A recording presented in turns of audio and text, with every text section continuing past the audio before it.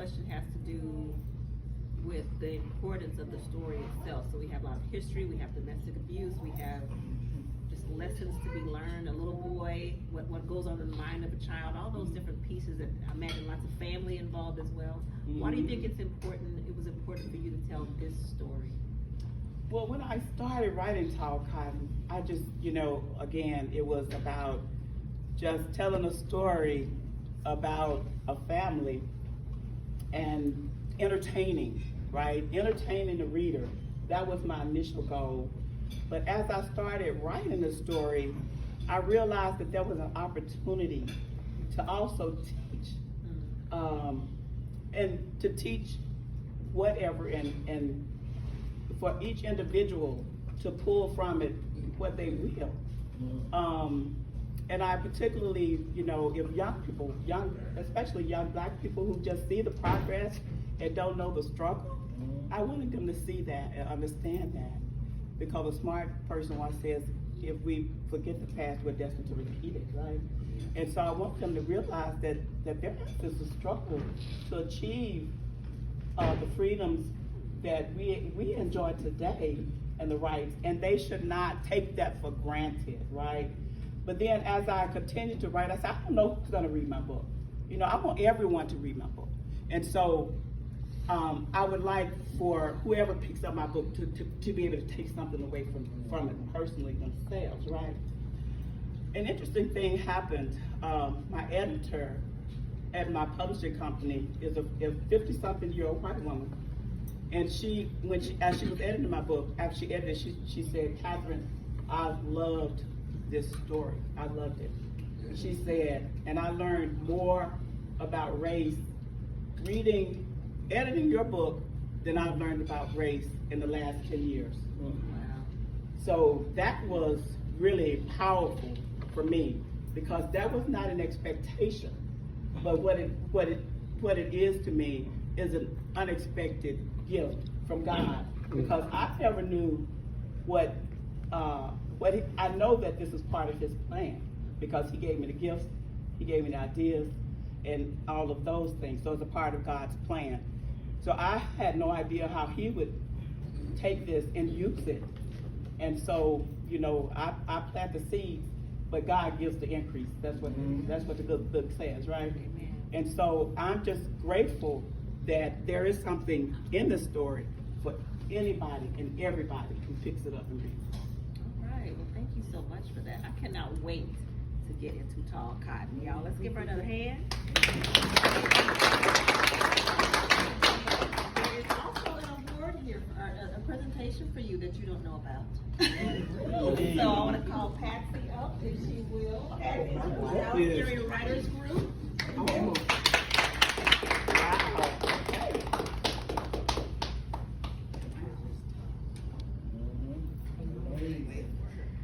I'm happy. Thank you.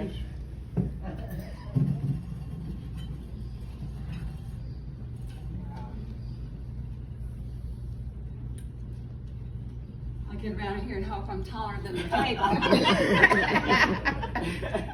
Catherine, on behalf of the Dallas Area Writers Group, we want to say thank you for all the years that you served on our board, and especially as the years as president, and all the impacts you had on our lives. And that's something I should have handed to you in March, but my brain failed me. Well, thank you so much, Patsy. Many thanks.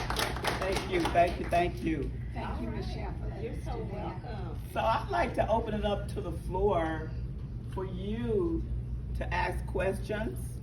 And I saw Kevin's hand go up immediately.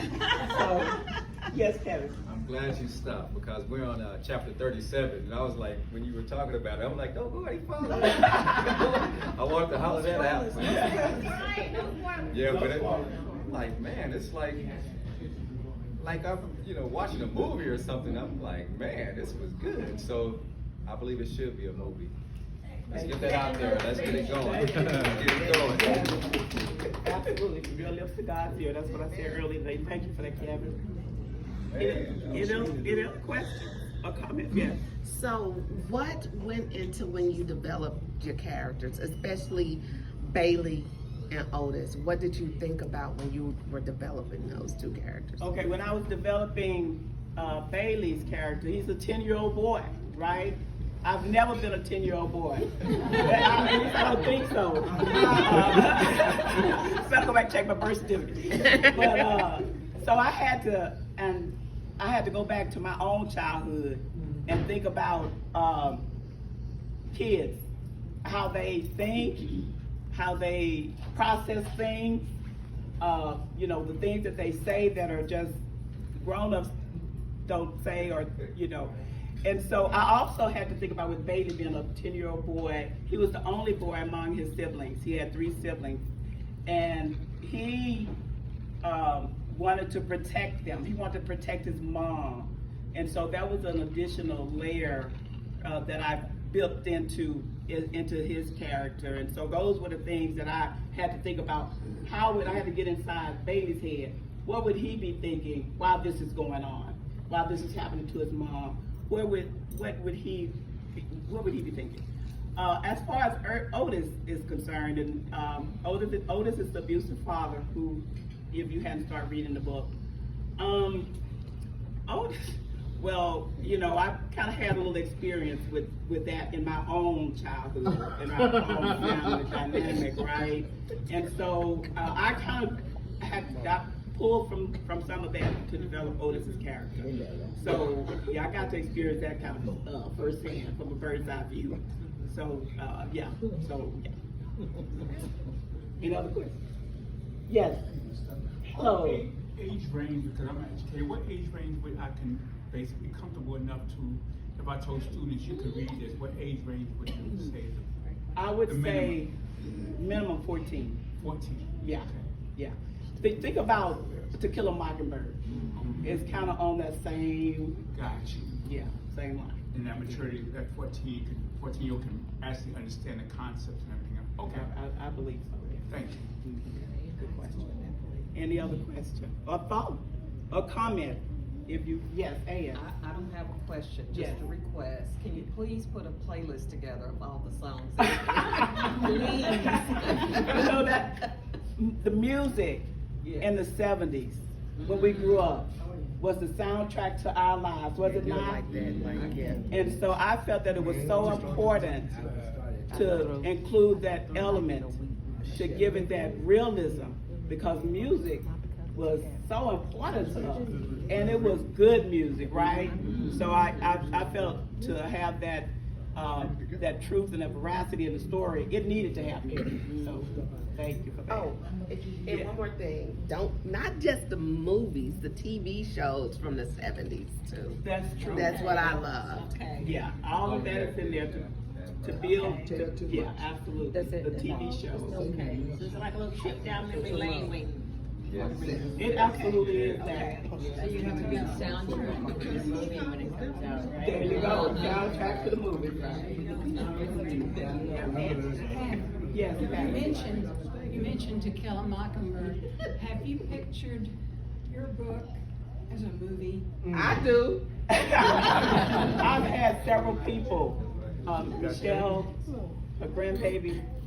I've had several people, Kevin, just now. Even people who've read the book and who've written comments, left comments on ratings on Amazon and Goodreads, have said, I can see this as a movie. So listen, I'm open for whatever God has. Right. Come on, Jesus. Right. So yeah, I would love for it to be a movie, absolutely. Mhm. So I have a question. So since Yes. I've known you for all these years and I know you've been working on other things, what's next in line for us after we read Talcott? So I have finished my third manuscript, my third novel. It's called Providence, and perhaps it'll be out in 2026. Okay. And Providence, it's a contemporary story about a female Houston detective who travels to Providence, which is a fictitious town in north of Dallas, north of here, to attend her aunt's funeral, who perished in a house fire. When she went back to the ruins to find keepsakes, she found a partially burned letter that said, "If you read in this letter, my dear, that means I've been murdered." Like that.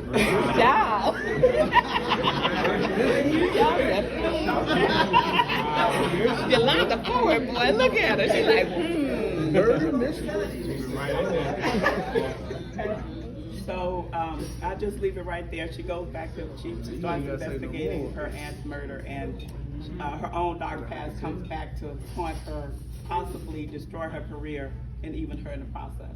So I finished that one, and I'm in the process of editing it, to get it ready for just to be published. Okay, so we're gonna read this, but we need you to hurry up. Nah, for real. We are fans for life. And make sure you sign up, if you hadn't already signed up for my list, what you call it, list, Michelle? Email list. My email list, There make you sure go. you do, so I can, my sign-up sheet, so I can keep in contact with you and let you know what's going on, send you my monthly newsletter. And I also want to give away a few prizes. So come on, help me give away some prizes. I need you to give me a number between 1 and 24. Number 12. All right, let's see. Lynette Thomas. she was like, it's me. Lou, would you get one of those cups? Would you get one of the green bags for Lynette? Thank you.